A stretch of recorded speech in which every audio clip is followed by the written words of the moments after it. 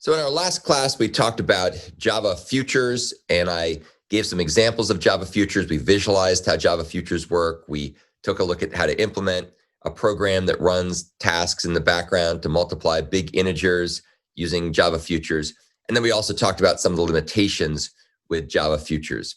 And it's no surprise that completable futures are designed to overcome these limitations with Java futures. So we'll start today by talking about how Java completable futures overcome the problems with futures we talked about before. So there's a number of problems we talked about with Java futures. One of the problems was you can't explicitly complete them. So of course, that's one of the capabilities that are added by Java completable futures, that you can explicitly complete them.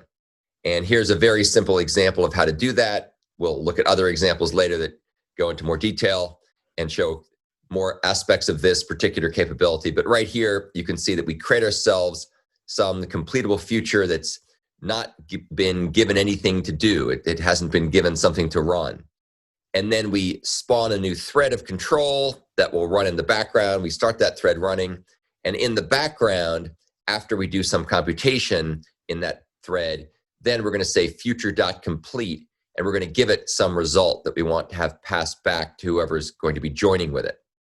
So if you look down at the bottom, after the thread's been started and after some other computations may run, we have a call to future.join. We'll talk more about join in a minute. Join is a barrier synchronizer method. And basically what join does is that will block until the completable future is completed, which occurs after it does its computation inside that thread. So at that point, once join returns, then the call will unblock. So that's an example of explicitly completing a completable future, which is something you couldn't do with Java futures. And if you look at the EX8 folder in my GitHub repository, you'll see how to implement this. Another thing you can do with completable futures that you can't do with futures is you can chain them together in a fluent style, as shown here.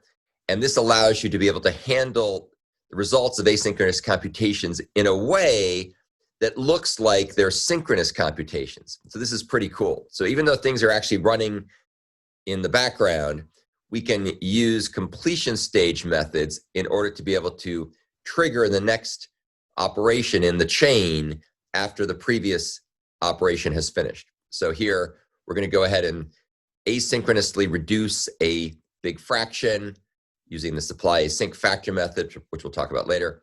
Then we have a fluent interface to apply another method on big fraction to convert the improper fraction to a mixed fraction as a string. And then after that gets done, we go ahead and we accept that and we print out the results. So some of these computations are taking place in the background, and we're essentially chaining them together, which is something else you can't do with a regular future. This allows asynchronous programming to look like synchronous programming, even though things are taking place in the background. So that's a very, very cool capability. Yet another thing you can do with completable futures is you can trigger them reactively and efficiently as a collection without having to sit there and poll or do other kinds of shenanigans to try to get multiple things to run in the background and then wait on the completion of any or all of them. So here's an example which is also in the EX8 folder, which we'll look at later in terms of some other more detailed examples in a dissection-like model, which is our tradition.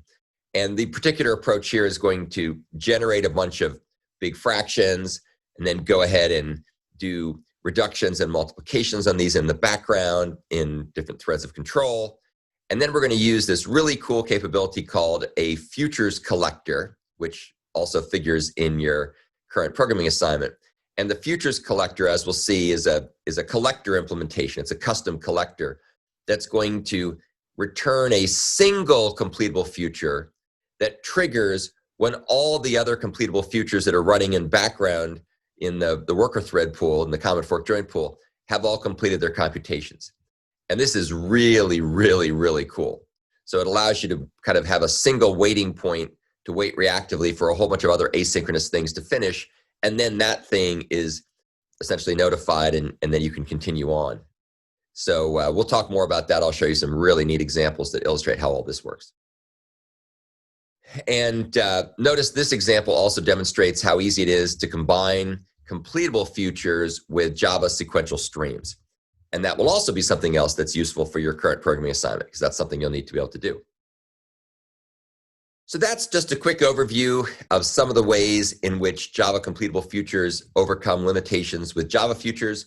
Of course, we will walk through this stuff in a lot more detail, and I'll explain all these mysterious methods like factory methods and completion stage methods and arbitrary arity methods and so on, which I alluded to here, and you'll get a lot more experience with shortly.